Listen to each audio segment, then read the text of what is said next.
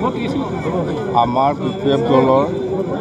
special delegate সেশ্যন হৈছে একদিনীয়া 11টা বজাৰ পৰা আৰম্ভ কৰিছোঁ আমি ডেলিগেট সেশ্যনটো এতিয়া শেষ হ'ল মুঠতে নতুনকৈ এনেকুৱা ৰিজলিউশ্যন আমি লোৱা নাই আমাৰ এক নম্বৰটো হ'ল সেই আগত যে আমি এনাউন্স কৰিছিলোঁ দুটা লোকসভা সমষ্টি ওদালগুৰি বা মংগলদৈ আৰু কোকৰাঝাৰ লোকসভা সমষ্টিত BPF দলে নিজাববীয়াকৈ ইণ্ডিপেণ্ডেণ্টলি এই ইলেকশ্যনটো খেলিব লোকসভা ইলেকশ্যনটো সেইটো একটাটো হ'ল আমাৰ ব্লক ৱাইজত আমাৰ এটা ৰেলী আছে 40টা সমষ্টি 40 বাৰ হ'ব এইটো একটা হ'ল আৰু আমি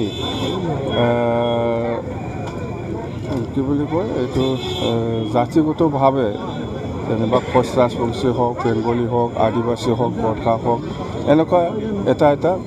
BPFৰ এটা উইং চেল বনাব কাৰণে আমি আজি ডিচিশ্যন ল'লোঁ বেলেগ আৰু এনেকুৱা ডিচিশ্যন নতুন কিবা নাই অৰ্থাৎ দলে ইউনিভাৰ্চিটি আজি ৰিজলিউশ্যন ল'ব পাৰিছোঁ যে আগন্তুক 2024ত আমি নিৰ্বাচনটো BPF দলে ইণ্ডিপেণ্ডেণ্টলি খেলিব তাৰ আগে পঞ্চায়ত নিৰ্বাচন আহিছে পঞ্চায়ত নিৰ্বাচনত আমাৰ BTC বাহিৰত যিখিনি অঞ্চল আছে যেনিবা দৰং ডিষ্ট্ৰিক্টত কিছু এৰিয়া আছে বৰপেটা জিলাত কিছু এৰিয়া আছে নলবাৰী জিলাত কিছু এৰিয়া আছে আৰু বঙাইগাঁও জিলাত কিছু এৰিয়া আছে সেইখিনি অঞ্চলবিলাক আমি পঞ্চায়তটো খেলিম আমাৰ বেছি নাই ইয়াত ছাপৰ্টাৰ বঙাইগাঁৱত আছে বৰপেটাত আছে নলবাৰীত আছে আৰু দৰং ডিষ্ট্ৰিক্ট হিচাপে আছে আৰু শোণিতপুৰ হিচাপে আছে তাতে আমি খেলিম মুখ্যমন্ত্ৰী এটা কথা কৈছে লোকসভা নিৰ্বাচনত দল BPFৰ সমৰ্থন বিচাৰিছে মুখ্যমন্ত্ৰী এই ক্ষেত্ৰত আপুনি কি ক'ব এইটোতো ইহঁতৰ কথা BPFে নিজাববীয়া খেলে না কাৰোবাৰ লগত খেলে সেইটো আজি ডিচিশ্যন হৈ গ'ল ইয়াত কোনোবা চেম ছাৰে কৈছে হয় আমি শুনিছোঁ কেনেকৈ আমিতো NDAত নাই নহয় NDAত থাকিলেহে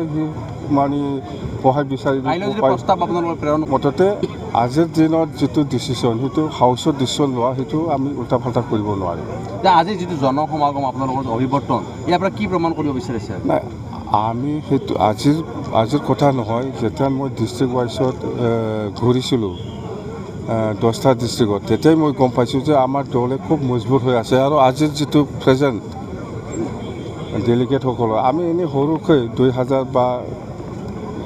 2500 এনেকুৱা এষ্টিমেট কৰিছিলোঁ ইয়াতকৈ বেছি আহিছে মুঠতে আমি সৰুকৈ কৰিব বিচাৰিছিলোঁ কিন্তু মানুহবিলাক মানা নাই